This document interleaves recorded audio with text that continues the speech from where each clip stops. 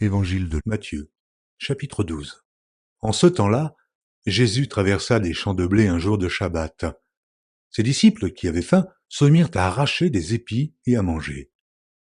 Les pharisiens, voyant cela, lui dirent, « Voici, tes disciples font ce qu'il n'est pas permis de faire pendant le Shabbat. » Mais Jésus leur répondit, « N'avez-vous pas lu ce que fit David lorsqu'il eut faim, lui et ceux qui étaient avec lui? Comment il entra dans la maison de Dieu et mangea les pains de proposition qu'il ne lui était pas permis de manger, non plus qu'à ceux qui étaient avec lui et qui étaient réservés aux sacrificateurs seuls? Ou n'avez-vous pas lu dans la loi que les jours de Shabbat, les sacrificateurs violent le Shabbat dans le temple sans se rendre coupables? Or, je vous le dis, il y a ici quelque chose de plus grand que le temple. Si vous saviez ce que signifie « je prends plaisir à la miséricorde » et non au sacrifice, vous n'auriez pas condamné des innocents. Car le Fils de l'homme est maître du Shabbat.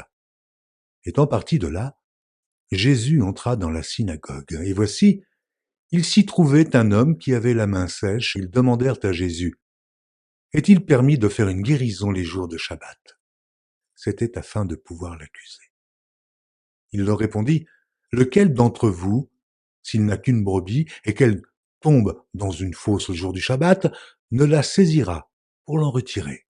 Combien un homme ne vaut-il pas plus qu'une brebis? Il est donc permis de faire du bien les jours du Shabbat. » Alors il dit à l'homme, « Étends ta main. » Il l'étendit, et elle devint saine, comme l'autre. Les pharisiens sortirent, et ils se consultèrent sur les moyens de le faire périr. Mais Jésus, l'ayant su, s'éloigna de ce lieu. Une grande foule le suivit. Il guérit tous les malades.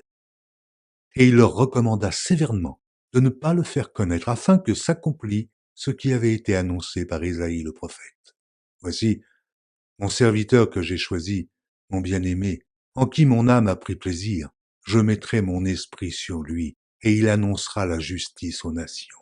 Il ne contestera point, il ne criera point, et personne n'entendra sa voix dans les rues. Il ne brisera point le roseau cassé, et il n'éteindra point le lumignon qui fume, jusqu'à ce qu'il ait fait triompher la justice, et les nations espéreront en son nom. » Alors on lui amena un démoniaque, aveugle et muet, et il le guérit, de sorte que le muet parlait et voyait. Toute la foule étonnée disait, « N'est-ce point là le fils de David ?»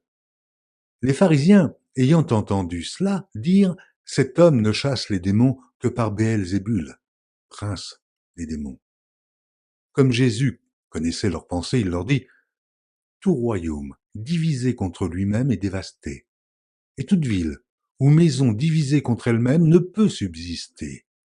Si Satan chasse Satan, il est divisé contre lui-même. Comment donc son royaume subsistera-t-il? Et si moi je chasse les démons par Béelzébul, vos fils, par qui les chassent-ils?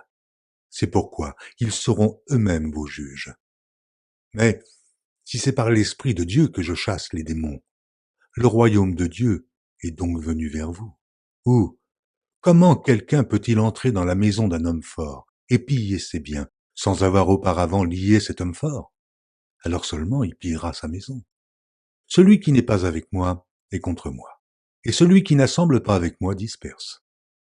C'est pourquoi je vous dis, tout péché et tout blasphème sera pardonné aux hommes, mais le blasphème contre l'Esprit ne sera point pardonné. Quiconque parlera contre le Fils de l'homme, il lui sera pardonné. Mais quiconque parlera contre le Saint-Esprit, il ne lui sera pardonné ni dans ce siècle, ni dans le siècle à venir. Ou dites que l'arbre est bon, et que son fruit est bon, ou dites que l'arbre est mauvais, et que son fruit est mauvais. Car on connaît l'arbre par le fruit, race de vipères. Comment pourriez-vous dire de bonnes choses méchants comme vous l'êtes? Car c'est de l'abondance du cœur que la bouche parle. L'homme bon tire de bonnes choses de son bon trésor, et l'homme méchant tire de mauvaises choses de son mauvais trésor. Je vous le dis, au jour du jugement, les hommes rendront compte de toute parole vaine qu'ils auront proférée, car par tes paroles tu seras justifié, et par tes paroles tu seras condamné. Alors quelques-uns des scribes et des pharisiens prirent la parole et dirent, « Maître, nous voudrions te voir faire un miracle. » Il leur répondit, une génération méchante et adultère demande un miracle. Il ne lui sera donné d'autre miracle que celui du prophète Jonas. Car, de même que Jonas fut 3 jours et 3 nuits dans le ventre d'un grand poisson, de même, le Fils de l'homme sera 3 jours et 3 nuits dans le sein de la terre. Les hommes de Ninive se lèveront au jour du jugement avec cette génération et la condamneront, parce qu'ils se repentirent à la prédication de Jonas. Et voici, il y a ici plus que Jonas. La reine du Midi se lèvera au jour du jugement avec cette génération et la condamnera, parce qu'elle vint des extrémités de la terre pour entendre la sagesse de Salomon. Et voici, il y a ici plus que Salomon.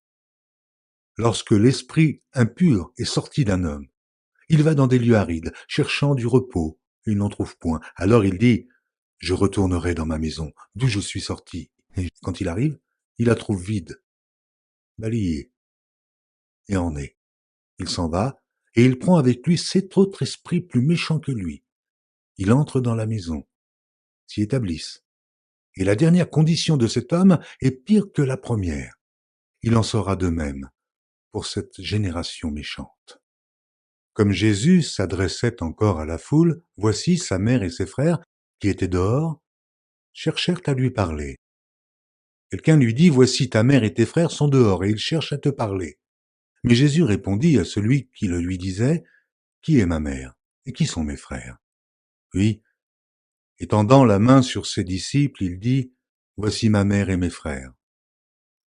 Car quiconque fait la volonté de mon Père qui est dans les cieux, celui-là est mon frère, et ma sœur, et ma mère.